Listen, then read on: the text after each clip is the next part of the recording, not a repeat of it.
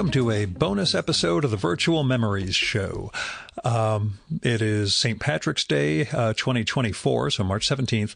I went to the Mocha Comics Festival yesterday after recording an episode that's going to air in a couple of weeks, and got to see a whole bunch of pals while I was there, a lot of guests, future guests, pals, listeners, etc. Ended up buying way too many comics. Well, bought a few comics and books, and a lot of people gave me stuff, so I was carrying around an awful lot when I got back on the subway to head back to my garage.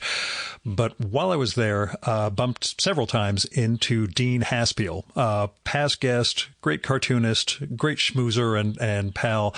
And I knew Dean was working on this Kickstarter that he's partway through now for a new project, comics project. So we had talked about recording while we were at Mocha, but it was way too loud and my voice was just shot in that big room. So we decided to record a remote one today. I did that this morning, and the conversation is just about to come out now. The Kickstarter, let's see, it is for a project called the Red Hook X Dean Haspiel, or by Dean Haspiel, or however you want to interpret the X, which we'll talk about. It is the third Kickstarter Dean has done. He did comics for Billy Dogma and Jane Legit and COVID Cop, and those both hit their goals, came out on a timely basis, were really good productions. So he's got a track record with Kickstarter as comics go. What else is there to tell you? Even though we start talking about lots of other stuff because Dean didn't want to jump right into the Kickstarter, I promise we do get to it. And you're going to, you ought to contribute while it's up for another week plus. It closes on March 28th, 2024.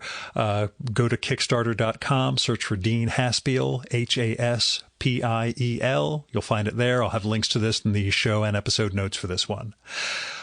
Here's Dean's very quick bio. Emmy and Ringo Award-winning New York City cartoonist, playwright, and Yaddo Fellow Dean Haspiel is the creator of Billy Dogma, The Red Hook, and COVID Cop. He has worked for Marvel, DC, Archie, Image, Webtoon, etc., etc.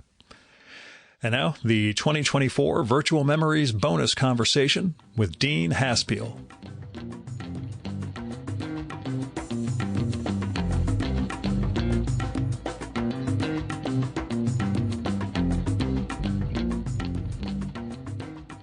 Tell me about the Kickstarter. I'll tell you about the Kickstarter in a second, which I really appreciate. But man, I am feeling it. I don't know if you're feeling it, because I know you have an incredible schedule of work and fun and doing the show and whatnot. But like, I don't know, man. Like Friday night, our 50s are not what they were meant to be. But go on. But I think we're doing better than maybe 50 years ago when you were in your 50s. I don't know. Oh, sure. I watch a lot of old TV, and guys who are younger than me look 20 years older. So, I think we're doing okay. But on the inside, it can be a little draining. Yeah. Oh, hold on. Let me turn this down. Sorry.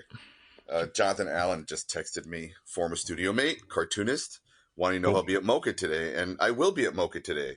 I saw you there yesterday, and I was just going to say, it's just like, it's like a crazy weekend, and it's just, the older you get, obviously, the harder it is, in some ways. Friday night, I drove to Queens for an 11 p.m. show of a band called Forever Grey. Have you heard of Forever Grey? No, I saw you post about them on Instagram, but I know nothing that's come out in the last 25 to 30 years. So, well, that makes you old, man. Come on. Yeah. I cop to it, Well, I mean, I guess what helps keep me young a little bit is trying to be a little, up to date to some degree. And when I grew up listening to music, I don't know about you, but I was basically more of like a Prince, Run DMC, Al Green, Parliament Funkadelic, Public Enemy fan, hard driven kind of soul, R&B, hip hop. Right. Yeah. And so I ignored music like The Cure, and a lot of my friends were into The Cure, and I thought it was just whiny crybaby stuff, right? Which in a way it is, okay? But there's a place later, for it. I came to appreciate The Cure and go, okay, let me listen to some more of this stuff. And lately what I've been more into is like industrial electronica type stuff. And so Forever Grey came upon, and there's this like music style called dark wave, okay? And do you know anything about that? I know that First Wave on my Sirius channel talks about their Dark Wave show every Saturday night, but I'm never up or driving on a Saturday night, so I've never checked it out. Oh, well, yeah, actually, that might be a good thing to listen to for me. I usually listen to this kind of music when I'm drawing, right? Because it's just kind of like a steady beat. It's a little moody, you know. I'm a drum and bass kind of guy myself, anyway. So yeah, I discovered Forever Gray through an algorithm, and they're kind of like, I don't know if you know of a band called Zymox, but they're kind of like the children of Zymox, which I think Zymox was probably like the child of Joy Division. So maybe Forever Gray are the grandchildren of Joy Division. I know suddenly we become like a music show. I apologize. No worries.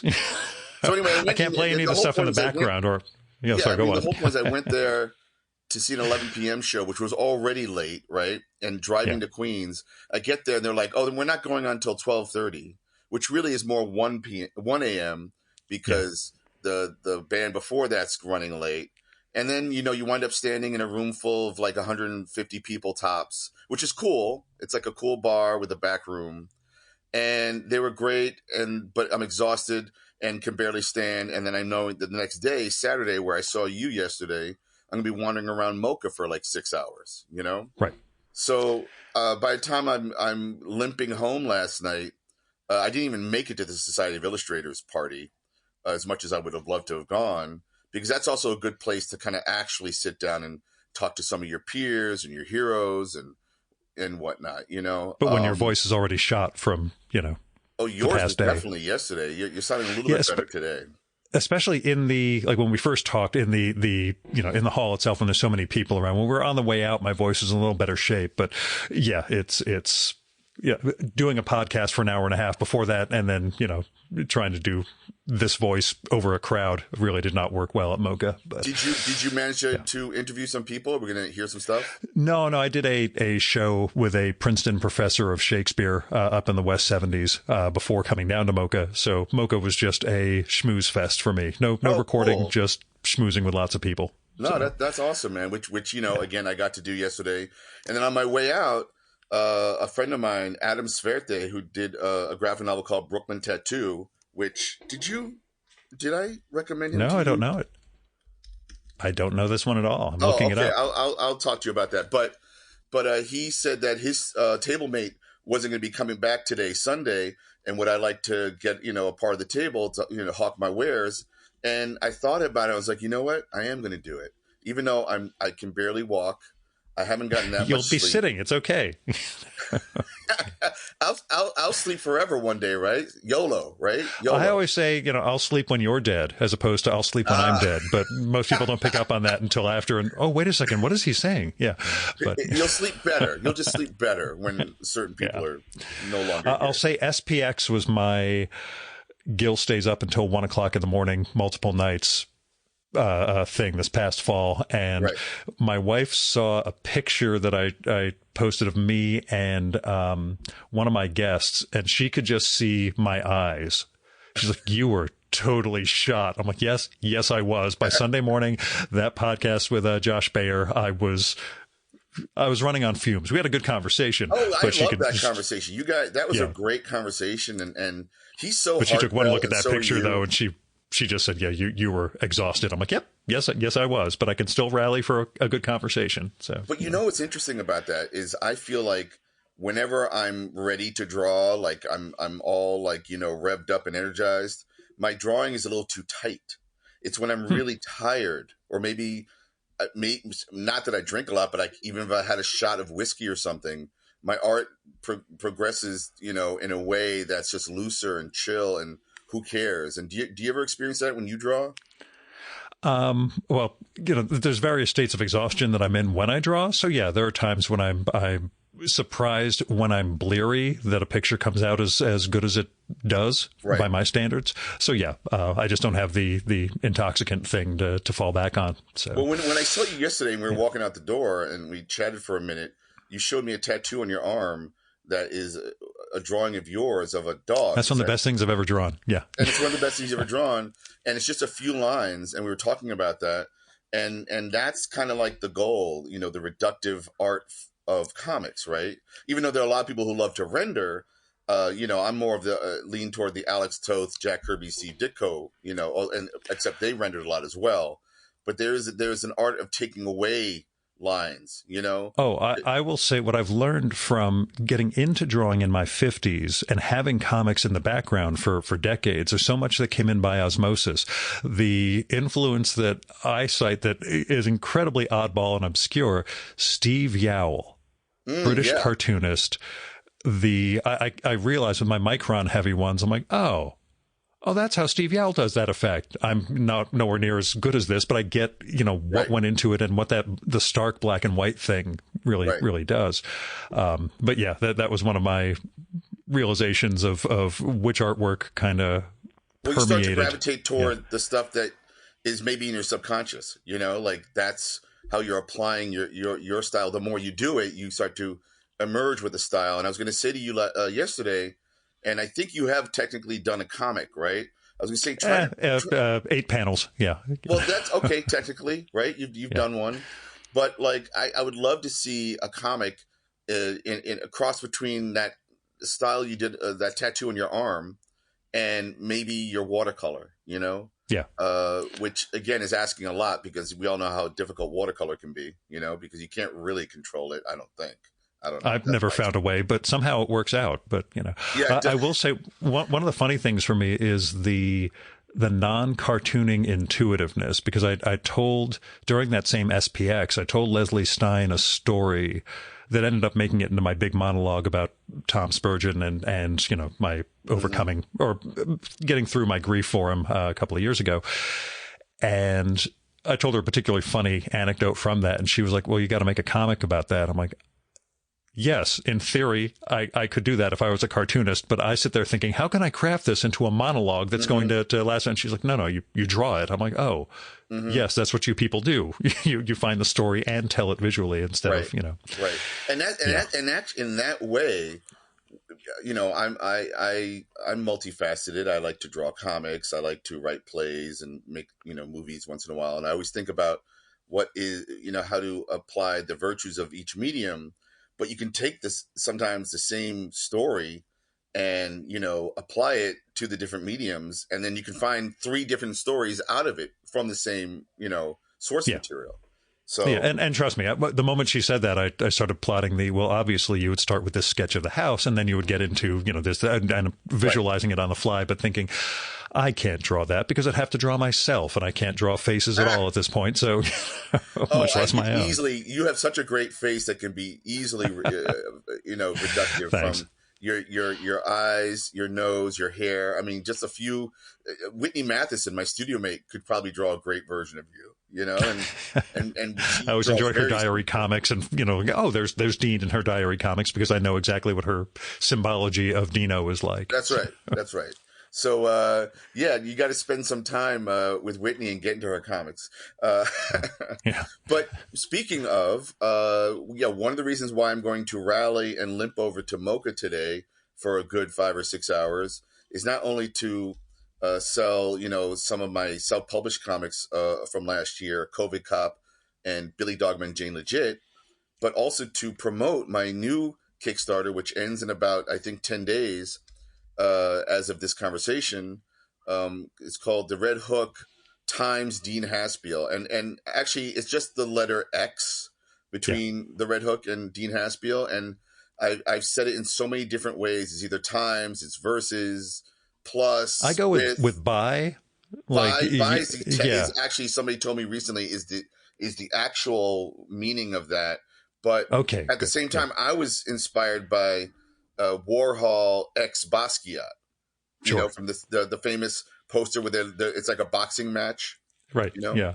Or recently Godzilla times King Kong, or vice versa, and to me it's an interesting way of kind of talking about a relationship between two things without exactly identifying what that is, which is kind of what happens in my comic. And to explain further, I worked on the Red Hook, this character that I did for 4.5 seasons, or let's say 5 seasons at Webtoon for a good 6 some odd years. I have over 700 pages worth of material. of this saga, which I call the New Brooklyn Saga. And I'm not going to get into the nuts and bolts of what that was about, but I basically created a superhero character, which was my love letter to superheroes. Okay, influenced by a lot of different artists and creators like Jack Kirby, Steve Ditko, Alex Toth, etc. Will Eisner as well.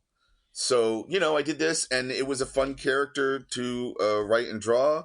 And then I that ended at Webtoon, and I moved on to other stories for a couple of years and other things. And then when I started kickstarting and crowdfunding and becoming kind of a self-publisher, with the help of peers and fans and friends and family, I was trying to think about, well, what am I trying to put out there? And so I've kind of created this kind of like little universe, let's say, Dean Haspiel deep cuts, I call them. And I was like, after I did Billy Dog and Jane Legit, I was like, well, I think I got to return to the Red Hook. But how am I going to return to the Red Hook? And I had a couple of story ideas had I continued at Webtoon, but that didn't seem right now. So I was thinking about like what is going on in the world, and the fact that the comics ecosystem of Kickstarter is so robust to the point where there's literally new Kickstarters starting every day in the comics section. It's insane. I would hazard that Kickstarter is the third largest, if not the largest, comic book publisher right now, in America. And so I was just thinking about, well, what could I do with the Red Hook and do something a little bit different, but also do this kind of immersive thing in this age of authenticity that we're living in right now. And I was like, you know what? I think I got to put myself in it. I mean, I just went full narcissism in a way, but I was thinking about like how do I understand this concept? And I started to think backwards. I was like, well, instead of Peter Parker getting bitten by a radioactive spider and becoming Spider-Man, a superhero, what if it was kind of like a comic that started off as a superhero? Like, what if Spider-Man slowly became Peter Parker? And what I mean by that is, like, what if a superhero comic slowly became a slice of life comic where, the superhero part was kind of minimal, And on top of that, what if I added myself, Dean Haspiel, into my own universe, and it became something like a speculative memoir, as well? And I kind of started crafting a story that would make that make sense. And the more I wrote it, and now that I'm drawing it, it makes total sense to me, because I feel like we kind of do that as writers and artists anyway. We would create these avatars. People see a little bit of me in Billy Dogma and Jane Legit, a little bit of me in the Red Hook. Maybe there's a little bit of me in COVID Cop. I'm sure there is. But that's what we do as creators, right? But what if you just blatantly did it? What if you're like, yeah, I'm putting myself in a situation and trying to figure out how I would react honestly in a situation. And then to just throw in one more thing into the mix, I also tell a story that actually happened to me. So there's superhero, slice of life, speculative memoir, and memoir proper in this 24-page black and white comic that I'm almost halfway done drawing as of today. And that's where I'm at with this particular project. And I'm hoping, and so far so good, I've already made my goal. I'd like to double it by the end of the campaign, but I'm hoping other people will also be into it, And again, I've gotten a lot of good reactions, and that's what I'll be promoting today while selling some of my comics. What did you learn from the other Kickstarters that feeds into this, both from the technical side and then, what led you really into, I can make this comic. I trust this audience now to come along. Well, I mean, honestly, to continue to keep it, when I say simple, I don't mean like too simple, but to never, I'm always trying to sell a comic book. At the end of the day, I just want you to read my story. So if there's a stretch goal of like a button that can, open up bottles of beer, great. That's just like one little perk. But I managed to try to keep it simple in that what I'm trying to sell you at the end of the day is the comic book. And if it comes with also a piece of art, great. That's comics. If it comes with a commission or consultation, awesome. That's still comics. A Zoom party, hell, I'd do that anyway, But I don't go off the rails and try to figure out T-shirts and other kind of like, The whole merchandise. merch festival. Yeah. I Yeah. can't do it. And also it just takes away from what it initially is. And I've seen so many publishers recently, or hell, from big to small, will like be announcing a movie or announcing a comic book, but they're already trying to sell like toys and t-shirts. It's all about the branding in a way Yeah. versus the experience. And that's the other thing. It's like we're not really competing with each other's wallets, because at the end of the day, no matter how broke you are, you tend to have a little bit of spending money. And what I'm asking for is probably, the cost of a few slices of pizza and a coffee. But what I'm really asking for is your time, you know? And if you can spend a few minutes checking out my Kickstarter, and then, be engaged enough and interested enough to then ultimately get a story that is, basically done in one. Obviously it can continue, but I tell a whole story. In fact, every every one of my comics has some kind of love story or romance in it. And yes, this one has it too. But that's it. What I'm trying to ask for is for you to read me, Mhm. you know?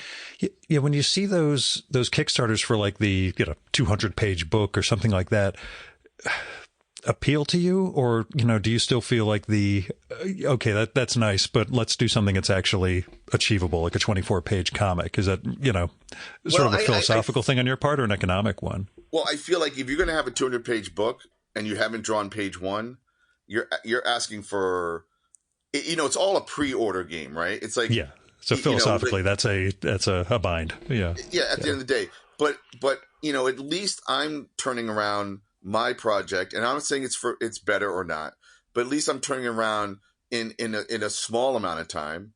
Within a couple of months of the at most of the Kickstarter ending.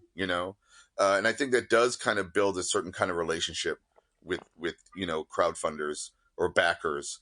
But if you're asking for the bigger one, sure. I guess it depends on the project. And I think for some people, what they like to hear is that it's mostly done, if not already done, because then it's really just production of getting it, printed and then into your hands, and delivered. So I'm not against it. I also know that, like, in all honesty, the ask, the goal, the initial goal is usually just enough to squeak by to get the production done. You're not usually paying the artist or the creators, So to ask that is a funny question, because some people feel like, well, what, you're going to do it anyway. Why don't you do that part for free? It's like, well, the person printing it's not doing it for free, and the post office isn't doing it for free, and yeah, nobody put a gun to my head to write and draw what I'm asking you to buy, but we all do indulge, stories and culture, so we have to respect ourselves before we wreck ourselves, Sure. Yeah, I was going to ask, like, what's I guess the biggest lesson in your 50s from comics? Wow. In terms of, what you picked up. And we've talked about the comics will break your heart vibe Sure. in the past. Howard Chaykin calls becoming a cartoonist a calling. I call it a calling and a curse, because ultimately if you are drawn to the calling, you can't do anything else. Not really. Sure, you can teach it, or you can like maneuver some of the skill sets into other mediums. But do I really want to storyboard a Hollywood film for a lot of money, and then my name is just in the credit? Sorry, no. I have groomed myself and grown into an author, right? So that's where I live right now. And I guess the difference between when I was 12 years old and decided I was going to do comics for the rest of my life and dedicated, to this career, back then my goal was to pencil the Fantastic Four. And then I discovered, Harvey Picar's American Splendor. I discovered, Chester Brown's Yummy Fur and alternative comics. I realized you could write and draw about anything, which was amazing. I still didn't feel confident as a writer. That came later, when I realized that I was writing, because I was drawing, and in comics, image is text, image is story. And I think, maybe had I tried to do what I'm doing now when I was a little bit younger, I might be in a better position, but who knows? I was talking to Chris Staros of Top Shelf yesterday, probably, I think right before I saw you or right after I saw you. I don't remember. And he was saying, Dean, you're doing the right thing right now. As the type of cartoonist you are, an author, an auteur, um, you know, doing crowdfunding is the way to go. And I said to him, but Chris, I'm losing the impulse buy in the comic shop. I'm not getting reviews that one gets when you're part of that system, that distribution system. And he said, dude, most people aren't buying those comics in the comic shop anyway, Yeah. and there's not a lot of reviews either. And reviews are all AI bots at this point. That's been my mentality Absolutely. for a while. It's all garbage in Right. terms of, trustworthiness, except of course for reviews of this podcast, which always should be a 5-star. People should write very nice things. But anyway, that's absolutely. And that's another thing. Speaking of like me inserting myself into my work even more blatantly, the other thing I said to you yesterday is I feel like your show is becoming more autobiographical. Yeah. As things in my life have become more momentous and meaningful, I guess, that's certainly been the case these past bunch of years. There's a lot of tracking Gil's life in both overt ways and in subtler ones. Through the show, I like to say that forensic psychologists someday will have to figure out how I committed this horrible crime, and they'll go back and listen to the podcast to figure it out. We just don't know what the crime's going to be yet, but at some point that'll. And you don't know what the crime is either. So what a fun mystery you get to live. Oh, this is tremendous. Yeah, my life is a murder mystery, and I'm probably going to be the guy who gets murdered. But anyway, that's. You're a comedian. That's what it is. Yeah, I had a dream like that once where I think I got killed, and I had to figure out who did it, and that was getting on that Neil Adams Dead Man vibe, I guess. It was totally. kind of freaky. But again, comics have permeated our brain way too much. But Oh yeah. Well, I feel like comics it encompasses it all. It's theater, it's cinema, it's music, it's literature, it's art. It's got it all, man. All you need is a blank piece of paper, or these days an iPad or whatever. Yeah, you're still drawing on paper, right? Oh yeah, pen and paper. I digitally do all the processing afterwards, but okay. Yeah. But I mean, we don't need to get into the AI conversation. No. We'll just leave that to the side completely. Although I did want to ask, as a side project, a question, since I know you've got your hands full with the Kickstarter. In your newsletter recently, you mentioned getting started on a new play. Yes. Anything you want to talk about, or is it way too early and you're going to jinx it? Well, no jinxing. I mean, it's always been like eureka that a play was made of mine. I never intended to write plays. In fact, my first play was half of a screenplay I wrote, because the screenplay had 2 parts to it, and I realized that one half of it could work as a play, and it did, which was cool. And then 3 more happened after that, where I was more intentional in terms of writing a play. And so this play, right now, the title is The Man in the Middle of the Room. And it was something I wrote in 2018. It was very different at that time, but it had this aspect to it that it's an itch I kept scratching at. And so I wrote this play. We did readings of it with the director and actors. And after I think it was 2 readings, I completely abandoned it. I hated it. There was just something about it that was like, what am I doing here? And so what happened next is I wrote The War of Woo, which was my 4th play. And then, of course, the pandemic shuttered that. It was supposed to come out the week that all theater was shuttered for 2 years or whatever it was. It took about 2 years before it finally came out and had a 3-week run at the Gene Frankel Theater. And recently I started writing actually a whole new thing that I don't even have a real title for. I have a working title for it. And then I was like, what was that play I was writing before in 2018? And I looked back at it, and then I kind of like tried to really neuter all the stuff that was bothering me, cut that out. And then I basically had 1 act. And I thought, let me see how, maybe this is a 1 act. And then I shared it with a couple people, and they had some thoughts. And while they were talking to me, I was like, well, you know what? Maybe actually what I wrote was the 2nd act. And then I wrote the 1st act. So now I have a 2 act. And it's pretty tight. And right now I'm just letting it just sit there. And, to be honest, would I love to have a play made? Absolutely. Could it be a graphic novel? Maybe, I could also see it being that as well.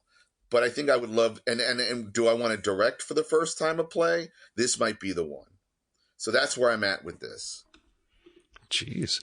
And I think we talked, or maybe it was in your newsletter, about that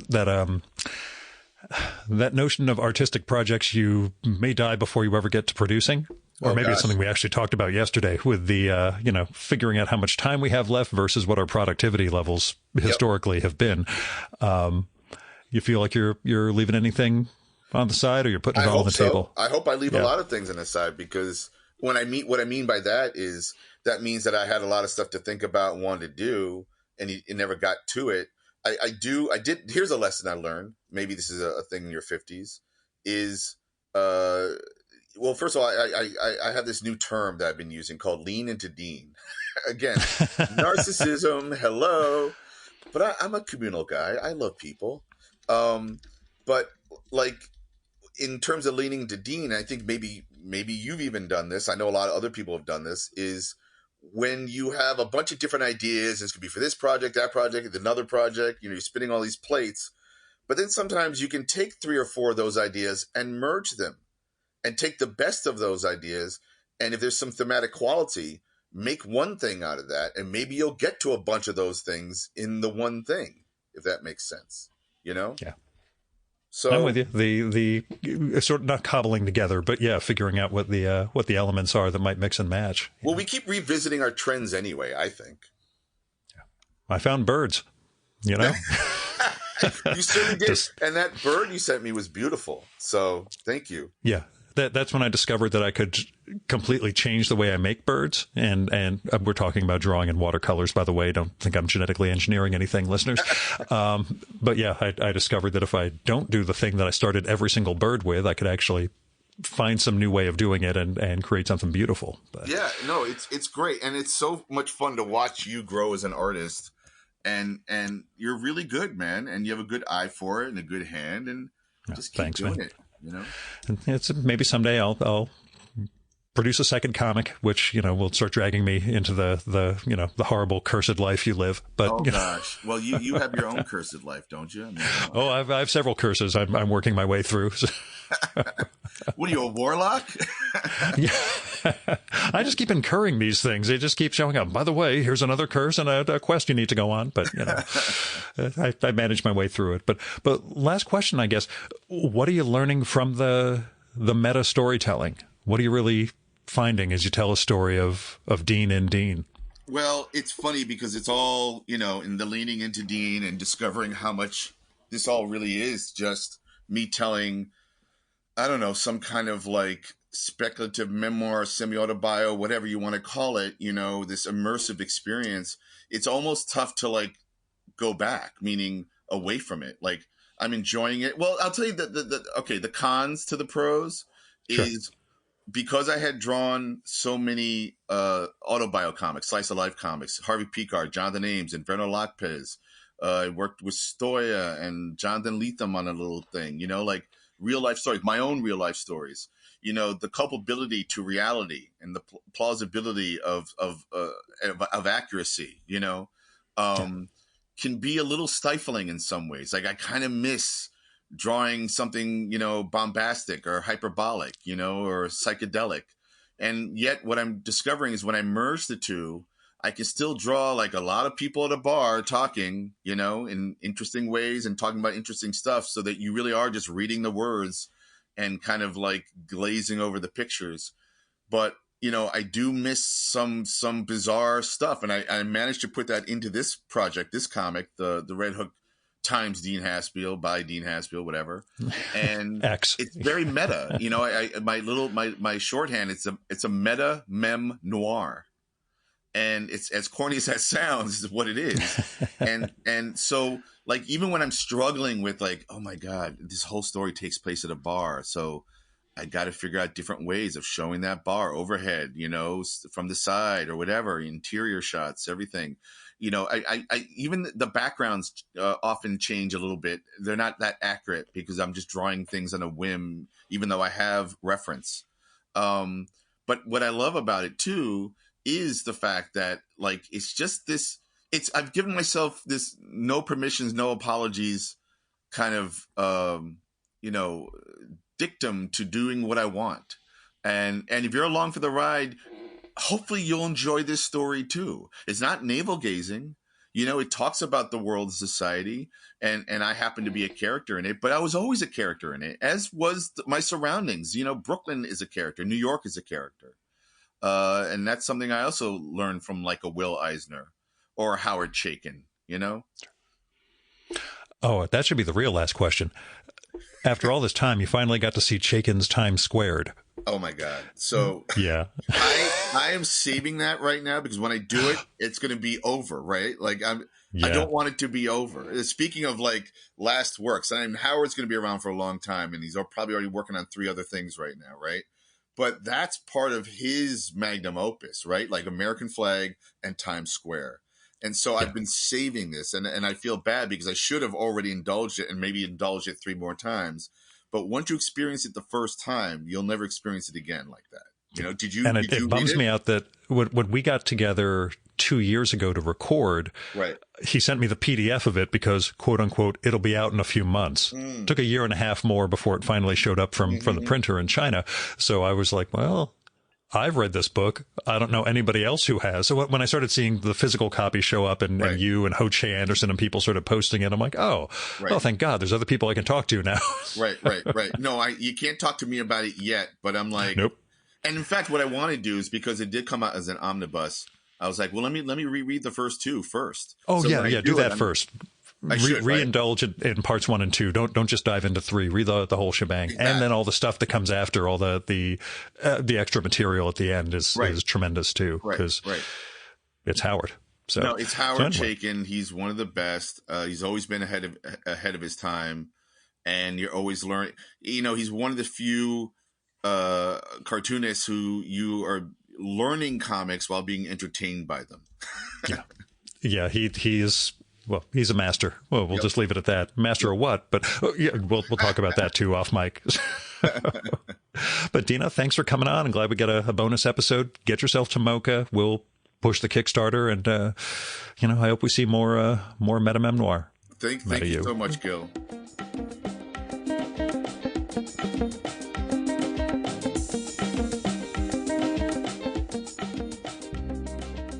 And that was Dean Haspiel. Go check out his Kickstarter for the Red Hook X Dean Haspiel, the meta memoir, as he puts it. I'll have a link to that in the show and episode notes for this one, but you can also go to Kickstarter, search for the Red Hook, search for Dean Haspiel, Haspiel. You'll find it. And if you get there before March 28th, contribute, help make this project a reality. It's a sustainable way of making comics, which is generally an unsustainable field. So Dean has hit the goal, but we really would love to see more contributions come in and, make this something that he can turn into a regular project going forward. You should also check out Dean's Substack, which is deanhaspiel.substack.com. It makes for good reading, keeps you up to speed on his various projects, and has some other fun stuff in it.